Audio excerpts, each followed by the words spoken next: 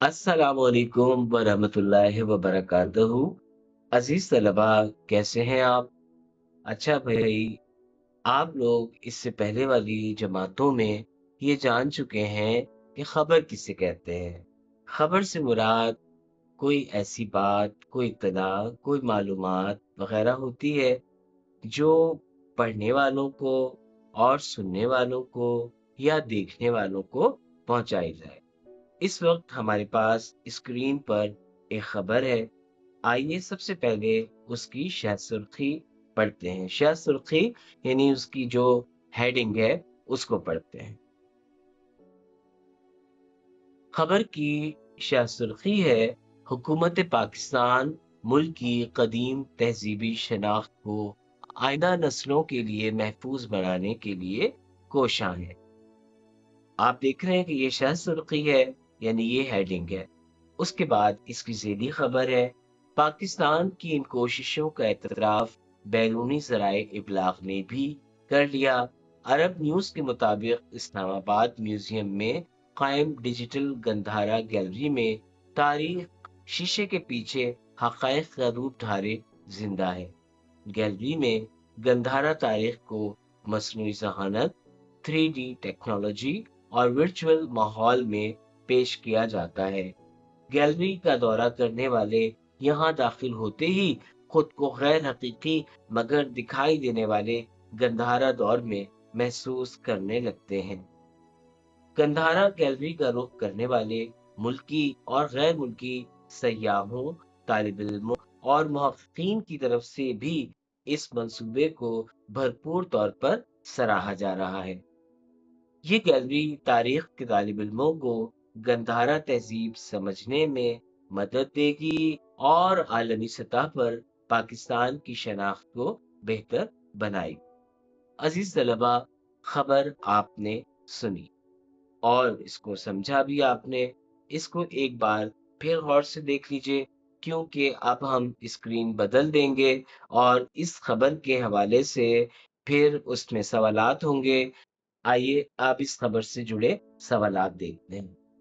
अजीज तलबा, सवालात में पहला सवाल है कि खबर की शाह सुर्खी का मतन अपने अल्फाज में बयान कीजिए। ये सारे जवाब बताने वाले हैं।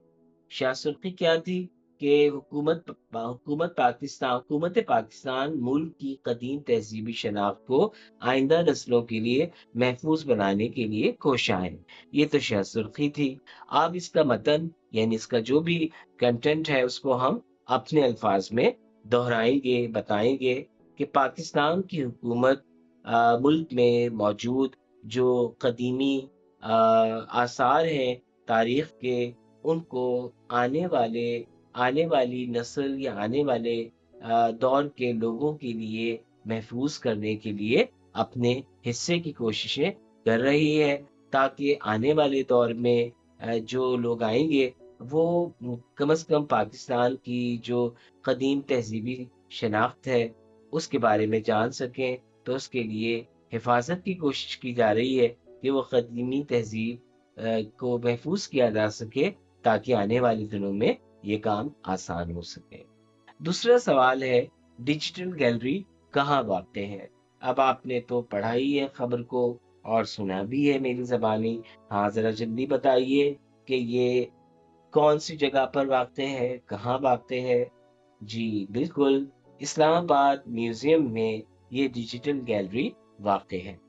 तीसरा सवाल है कि डिजिटल गैलरी में किस तहज़ीब को पेश किया गया है? तहज़ीब से मुराद सिविलाइज़ेशन है।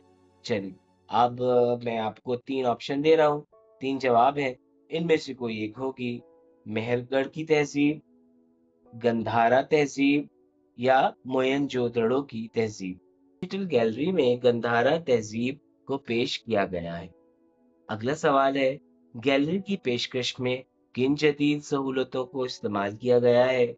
प्यारे बच्चों, आपको याद होगा कि इस गैलरी में जो कि गंधारा तारीख के हवाले से है, इसमें मसनूई ज़हानत यानी एआई, 3D टेक्नोलॉजी और वर्चुअल की जो सहूलतें हैं, उनको इस्तेमाल करके इस गैलरी में गंधारा तहज़ीब को پیش کیا گیا ہے اور محفوظ کیا گیا ہے۔ چوتھا سوال ہے کہ گیلری میں داخل ہونے والے افراد کیا محسوس کرتے ہیں؟ کیا محسوس کرتے ہیں؟ جی بالکل، ان کو ایسا ہی لگتا ہے کہ جیسے وہ گندھارا دور میں آ گئے ہیں۔ گندھارا تہذیب پوری زندگی کے ساتھ ان کے ارد گرد موجود ہے اور وہ خود بھی اس کا حصہ بن گئے ہیں۔ آخری سوال ہے، اس گیلری کے قیام سے کیا فوائد حاصل ہوں گے؟ بھئی یہ تو بہت آسان ہے۔ ایک تو آپ دیکھتے ہیں کہ جو گندھارا تہذیب ہے اور اس کی بہت اہم تاریخ ہے، اس کو سمجھنے میں بہت مدد ملے گی، خاص طور پر تاریخ کے طالب علموں کو۔ اور پھر عالمی سطح پر پاکستان کی شناخت کو بہتری ملے گی۔ پاکستان ایک ایسا ملک کے طور پر پہچانا جائے گا جو اپنی ثقافت سے، اپنی تاریخ سے محبت کرتا ہے۔